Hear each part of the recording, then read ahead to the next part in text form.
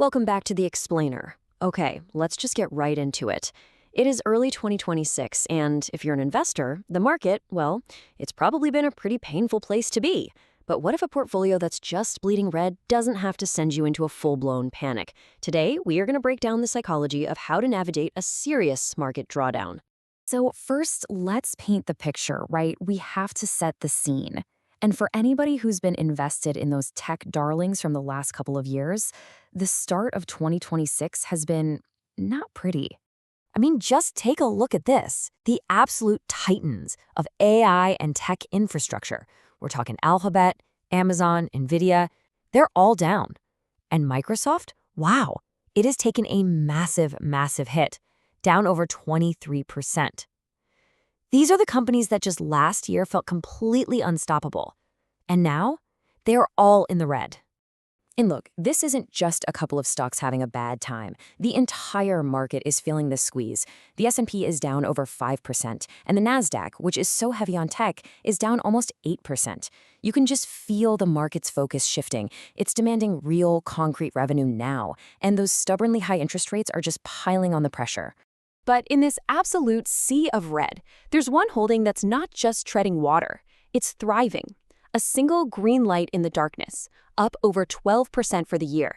And that company is Circle Internet Group, ticker CRCL.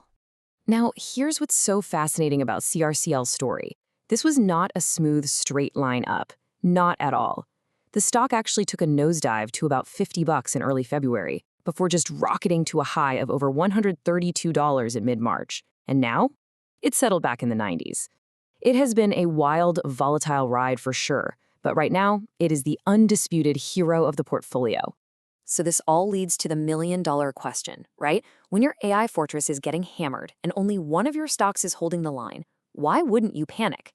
The S&P 500 is down 5%, but a tech-heavy portfolio like this, it's probably down even more. So what is it that stops an investor from just hitting that big red sell button on everything? Well, the answer isn't about just closing your eyes and ignoring all the red on the screen.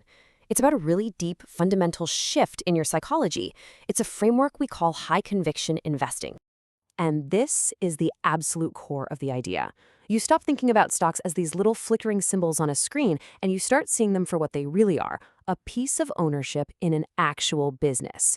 And once your perspective changes, believe me, your reaction to all that volatility changes right along with it. Okay, so how does this actually work in the real world? This whole conviction mindset isn't just some vague, fuzzy feeling.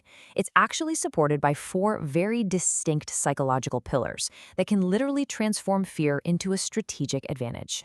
First up, it's all about having an owner's mentality, not a renter's. Think about it. A renter is just looking to flip the stock for a quick buck. But an owner understands that a 10% drop in the stock price doesn't mean NVIDIA's engineers suddenly forgot how to innovate, or that Amazon's data centers just vanished. For an owner, a price drop can actually be a good thing. It's a discount on a fantastic business you already love. Second, it's about using information to overpower our most basic instincts. Our brains are literally hardwired for something called loss aversion. The pain of a loss feels about twice as bad as the pleasure from a gain. So when your amygdala, your primitive brain, sees all that red, it just screams, "Danger, sell, get out!" But a conviction investor uses research and data like a shield, engaging the logical part of the brain, the prefrontal cortex, to make rational decisions based on business fundamentals, not on raw fear. The third reason is you start to view your best assets as a store of value. Here's a great way to think about it. It's like owning a piece of prime real estate in a city that's just booming. If the housing market has a bad quarter, you don't just panic sell your perfectly located property, right? Of course not.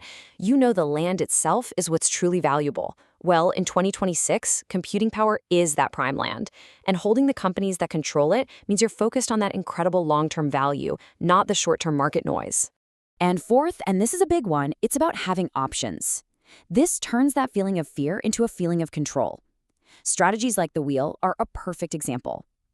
A standard investor who's down 10%, they just see a loss. That's it. But an investor using options sees, well, opportunities. They can generate income by selling covered calls, basically renting their shares out to someone else, or they can sell puts to agree to buy more shares at an even lower price, turning a market drop into the exact discount they were waiting for. It completely flips the script from playing defense to playing offense. And who said it best? Of course, Warren Buffett. This quote brilliantly sums up the entire philosophy here. Patience isn't just sitting on your hands and waiting. It is an active strategy, and it's built on a foundation of conviction. It's what separates the fearful from the focused. So when you actually put all four of these pillars together, a market downturn stops feeling like a five-alarm fire and starts looking like a moment of real strategic opportunity. It really all boils down to this fundamental difference in your mindset. You can see it laid out perfectly here. The fearful trader is just glued to the screen, watching the daily price swings, asking, oh man, how much have I lost today? The conviction investor, they step back, they focus on the big picture, and they ask a totally different question. Is the business itself still great? For one person, volatility is a terrifying threat. For the other, it's a golden opportunity to strengthen their position. And so, ultimately, it all comes down to this one single question. Is your long-term thesis still intact? If the reasons you invested in these companies in the very first place are still true, if their competitive advantages are still there, if the future you imagined is still on track, then all this day-to-day price movement is just noise.